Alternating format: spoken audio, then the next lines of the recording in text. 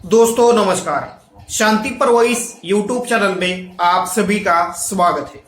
आज के इस वीडियो में हम महाराष्ट्र की राजनीति पर बात करेंगे। अशोक चव्हाण जी को पार्टी में लेकर बीजेपी को क्या फायदा मिलेगा, इस विषय पर विश्लेषण करेंगे। वीडियो को लाइक, शेयर और चैनल को सब्सक्राइब करना मत भूलिए। आखिरकार बीजेपी ने एक बड़ा दांव चलाकर कांग्रेस पार्टी को भी तोड़ दिया। कांग्रेस पार्टी के दिग्गज नेता अशोक चव्हाण जी को बीजेपी ने अपने पार्टी में शामिल किया। कांग्रेस पार्टी के लिए एक बड़ा झटका है, लेकिन आखिरकार बीजेपी ने अशोक चव्हाण जी को अपने पार्टी में शामिल क्यों किया है? क्या इसका आने वाले लोकसभा चुनावों में और विधानसभा चुनावों में बीजेपी को फायदा होगा? इस पर अलग अलग तरह की चर्चाएं इस वक्त महाराष्ट्र की राजनीति में हो रही है। हम इसी चर्चा पर प्रकाश डालने का काम करेंगे। अशोक चव्हाण 2 बार के मुख्यमंत्री, उनके पिता शंकरराव चव्हाण वो भी मुख्यमंत्री रहे हैं। अशोक चव्हाण नांदेड़, हिंगोली और मराठवाड़ा के इलाकों में और पश्चिमी विदर्भ में अपना प्रभाव रखते हैं। अशोक चव्हाण जैसे नेता को अपने पाले में लाकर बीजेपी ने कांग्रेस पार्टी को और महाविकास आघाड़ी को एक तगड़ा झटका दिया है। अशोक चव्हाण बीजेपी में आने के कारण बीजेपी को आने वाले चुनाव में फायदा जरूर मिल सकता है, और खासतौर पर नांदेड़ और हिंगोली इन 2 लोकसभा सीटों को जीतने के लिए बीजेपी को उनका फायदा जरूर हो सकता है। अशोक चव्हाण को अपने पार्टी में लाने के कारण बीजेपी ने कांग्रेस पार्टी को मानसिक रूप से जो एक तगड़ा झटका दिया है, उसके कारण कांग्रेस पार्टी इस वक्त दबाव में नजर आ रही है। अशोक चव्हाण जी के साथ उनके समर्थक एमएलए भी बीजेपी में जा सकते हैं, ऐसी चर्चा इस वक्त मीडिया और सोशल मीडिया में और महाराष्ट्र की राजनीति में हो रही है। उनका आंकड़ा अलग अलग तरह का सामने आ रहा है, यानी 10 से 15 तक विधायक, कांग्रेस के विधायक अशोक चव्हाण जी के साथ जा सकते हैं, ऐसी भी चर्चाएं हो रही है। राज्यसभा चुनावों में बीजेपी अपना अतिरिक्त उम्मीदवार उतार सकती है, ऐसी भी चर्चाएं हो रही है, और इस अतिरिक्त उम्मीदवार को चुनकर लाने के लिए बीजेपी महाविकास आघाड़ी और खासतौर पर कांग्रेस पार्टी की जो वोट है उसको अपने पाले में ला सकती है। यानी एक तरीके से राज्यसभा चुनावों में अशोक चव्हाण जी के प्रभाव के कारण राजनीतिक समीकरण बदलने का प्रयास बीजेपी की तरफ से हो सकता है, ऐसी भी चर्चाएं इस वक्त महाराष्ट्र में हो रही है। अशोक चव्हाण आने के कारण बीजेपी को मराठवाड़ा और मराठवाड़ा के खासतौर पर नांदेड़, हिंगोली इन 2 जिलों में फायदा मिलेगा। जब अशोक चव्हाण बीजेपी में ऑफिशियली शामिल हुए तो उस कार्यक्रम में उप मुख्यमंत्री देवेंद्र फडणवीस, बीजेपी के प्रदेशाध्यक्ष चंद्रशेखर बावनकुळे और नांदेड़ के सांसद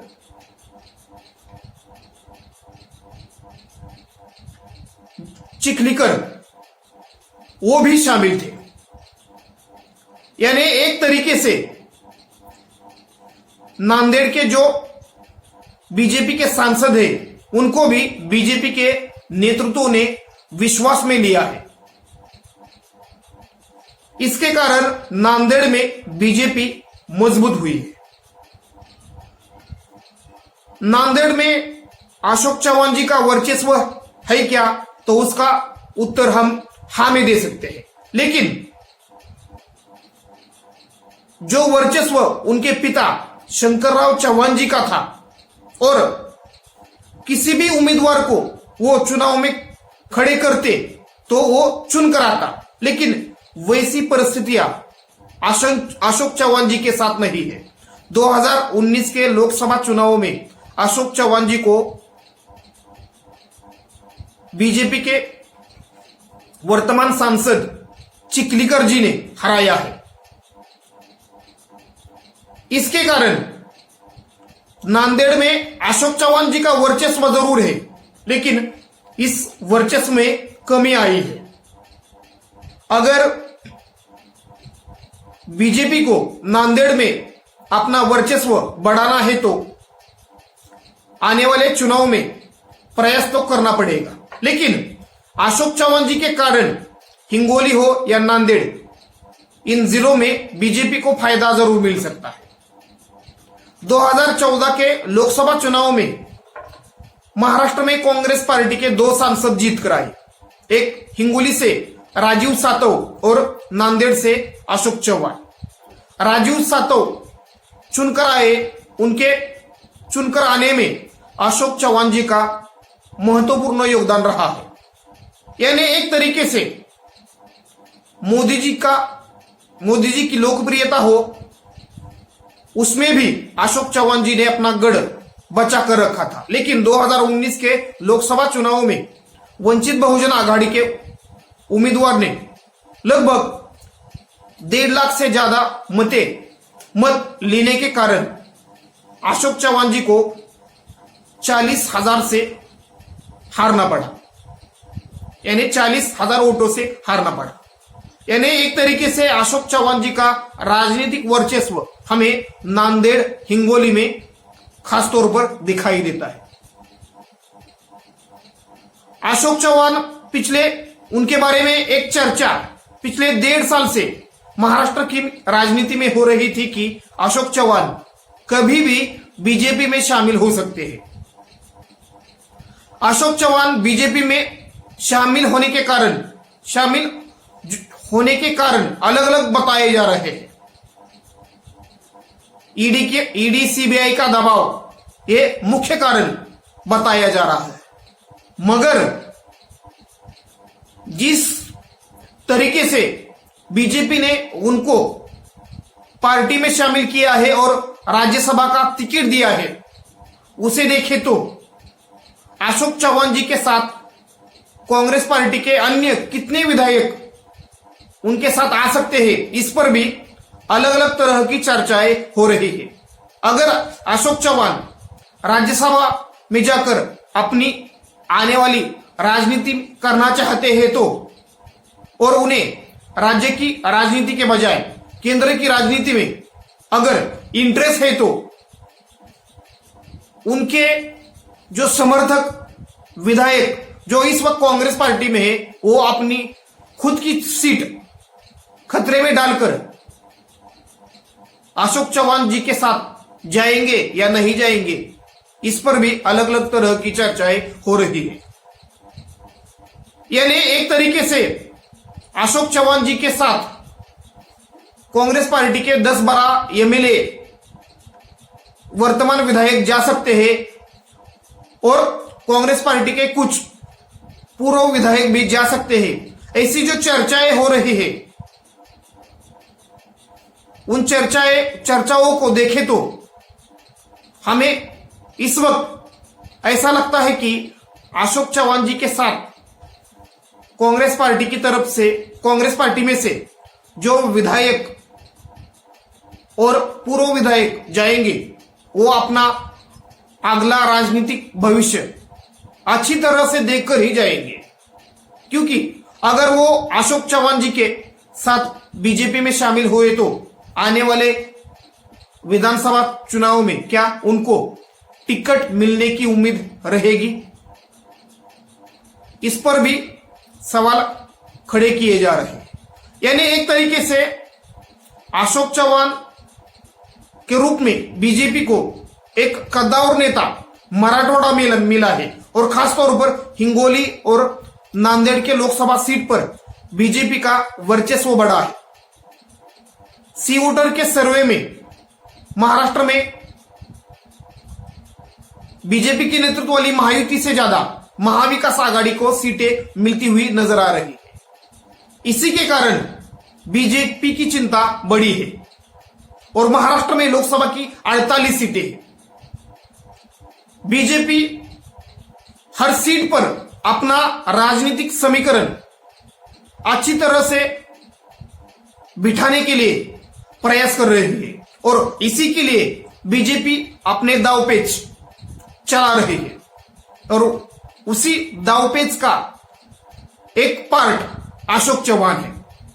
यानी अशोक चौहान जी के जरिए बीजेपी ने नांदेड़ और हिंगोली की सीट पर अपना दावा मजबूत किया है। अशोक चौहान जी के आने के कारण कुछ हद तक बीजेपी को फायदा मिल सकता है, लेकिन अशोक चौहान जी को अपने पार्टी में लाने के कारण कांग्रेस पार्टी का या अशोक चौहान जी के साथ जो वोटर हमेशा रहा है पिछले 38 साल से, जो अशोक चौहान जी को मानने वाला वोटर है, वो वोटर भी उनके साथ आएगा। इस पर भी अलग अलग तरह की चर्चाएं सामने आ रही है। नांदेड़ जिले में दलित कम्युनिटी और मुस्लिम कम्युनिटी का बड़ा प्रभाव है। इस वक्त की नांदेड़ की जो जमीनी खबरें हैं उसे देखें तो अशोक चौहान जी का ये राजनीतिक कदम उनके समर्थकों को रास नहीं आया है या पसंद नहीं आया है। यानी आने वाले चुनाव में अशोक चौहान जी को बीजेपी का उम्मीदवार जिताने के लिए संघर्ष करना पड़ सकता है। अशोक चौहान जी को तोड़कर कुछ हद तक कांग्रेस पार्टी का मनोबल गिराने में बीजेपी कामयाब रही। महाविकास आघाड़ी में एक हड़कंप जरूर मचा है कि कौन सा नेता बीजेपी में, अगला कौन सा नेता बीजेपी में शामिल होगा। ऑपरेशन लोटस के जरिए बीजेपी महाविकास आघाड़ी के किस बड़े नेता को अपने पाले में लेगी, इसके कारण एक डर का माहौल या चिंता का माहौल महाविकास आघाड़ी में जरूर बढ़ा है और खासतौर पर कांग्रेस पार्टी में बढ़ा है। लेकिन अशोक चौहान के आने से बीजेपी को पूरे महाराष्ट्र में फायदा मिल सकता है और उनका पूरे मराठवाड़ा में प्रभाव पड़ सकता है। ऐसा जो एक अनुमान या तर्क दिया जा रहा है वह कुछ हद तक या उस तर्क में कमी नजर आ रही है। लेकिन नांदेड़ और हिंगोली में अशोक चौहान जी का जो समर्थक वर्ग है, जो खुद उनके व्यक्तित्व के कारण उनसे जुड़ा है, वो मतदाता, वो वोटर जरूर अशोक चौहान जी के साथ बीजेपी में आ सकते हैं। लेकिन जो खासतौर पर आइडियोलॉजिकली कांग्रेस पार्टी से जुड़ा है और जो खासतौर पर दलित कम्युनिटी हो या मुस्लिम कम्युनिटी हो, उसका बड़ा हिस्सा अशोक चौहान जी के साथ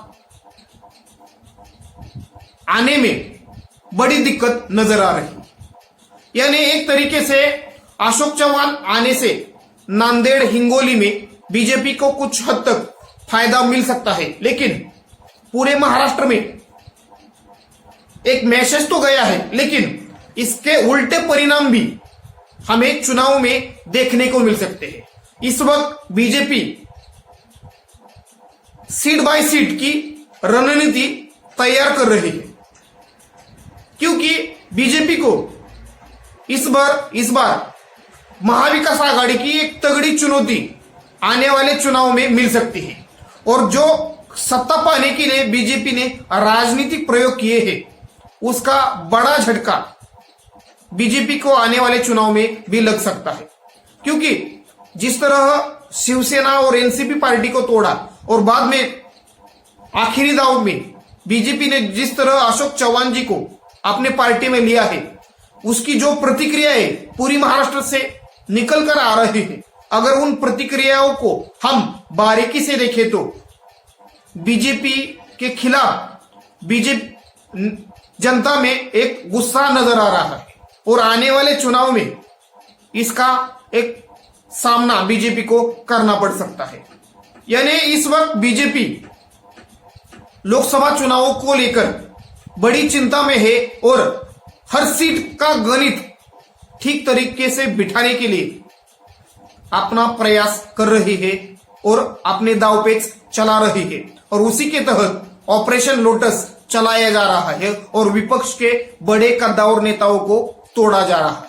और अशोक चौहान उसमें से उन प्रयासों में से ही एक प्रयास है। अगला किसका नंबर होगा, इस पर अलग अलग तरह के नाम सामने आ रहे हैं, लेकिन अशोक चौहान जैसे कद्दावर नेता को जो पूर्व मुख्यमंत्री रहे हैं, उनके पिता भी पूर्व मुख्यमंत्री रहे हैं, ऐसे कद्दावर नेता को कांग्रेस पार्टी से तोड़ना, जो गांधी परिवार के निष्ठावान माने जाते थे, ऐसे नेता को तोड़कर बीजेपी ने महाविकास आघाड़ी को और कांग्रेस पार्टी को एक बड़ा झटका दिया है और नेशनल यानी राष्ट्रीय राजनीति में एक इंडिया गठबंधन के लिए एक बड़ा मैसेज दिया है। यानी इंडिया गठबंधन का अस्तित्व रहेगा या नहीं रहेगा, इस ऐसी खबरें इस वक्त देश में चल रही है। धन्यवाद। वीडियो को लाइक, शेयर और चैनल को सब्सक्राइब करना मत भूलिए।